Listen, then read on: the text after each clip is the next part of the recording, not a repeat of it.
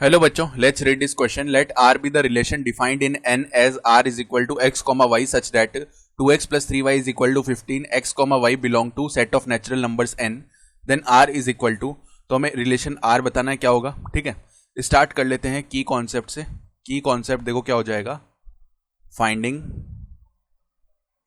The relation according to the given condition.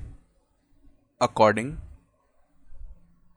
To the given condition. ठीक है, यानी जो कंडीशन हमें गिवन है उसके हिसाब से हम रिलेशन फाइंड आउट करेंगे. तो देखो यहाँ पे क्या कांस्टेंट है कि x comma y such that है कि 2x plus 3y should be equal to 15, जहाँ पे x और y दोनों ही सेट ऑफ नेचुरल नंबर में से लेने हैं जो कि 1 से लेके इनफाइनाइट तक जाते हैं ना, 1 2 3 ऐसे चलते चलते. तो अब देखो जब मैंने x का वैल्यू रखा 1, क्या यहाँ पे कोरेस्पॉन्डिंग y का नेचुरल नंबर वैल्यू मिलेगा हमें.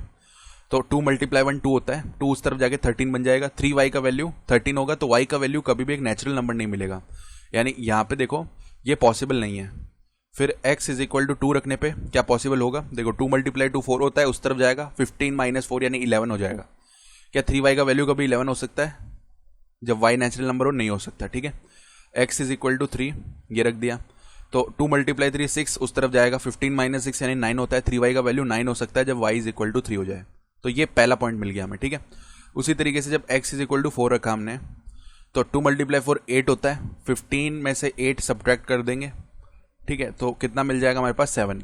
3y का वैल्यू कभी 7 हो सकता है कि जब y नेचुरल हो. नहीं हो सकता, यानी ये भी नहीं होगा. फिर x इज इक्वल टू 5 रखने पे देखो 2 मल्टीप्लाई 5 कितना होता है 10 उस तरफ जाके 5 बन जाएगा. 3y का वैल्यू 5 भी नहीं हो सकता जब y नेचुरल हो.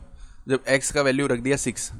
ठीक है, तो 2 मल्टीप्लाई में 6 कितना होता है 12 उस तरफ जाके 15 माइनस 12 यानी कि 3 बन जाएगा. 3y का वैल्यू 3 तो हो ही सकता है जब y का वैल्यू 1 हो जाए. तो ये भी एक पॉइंट मिल गया हमें. ठीक है, फिर जब हम बात करेंगे x इज इक्वल टू 7 पे, तो देखो 14 उस तरफ जाके यानी 3y का वैल्यू 1 भी तो हो नहीं सकता जब y नेचुरल हो.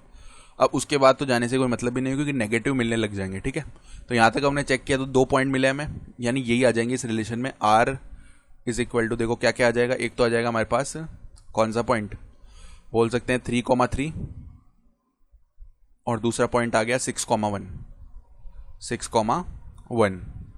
ये 2 पॉइंट आ गए हैं. ठीक है, और यही हमारा क्या है रिक्वायर्ड रिलेशन r हो गया है. फाइनल आंसर है. I hope you understood this explanation. Best of luck.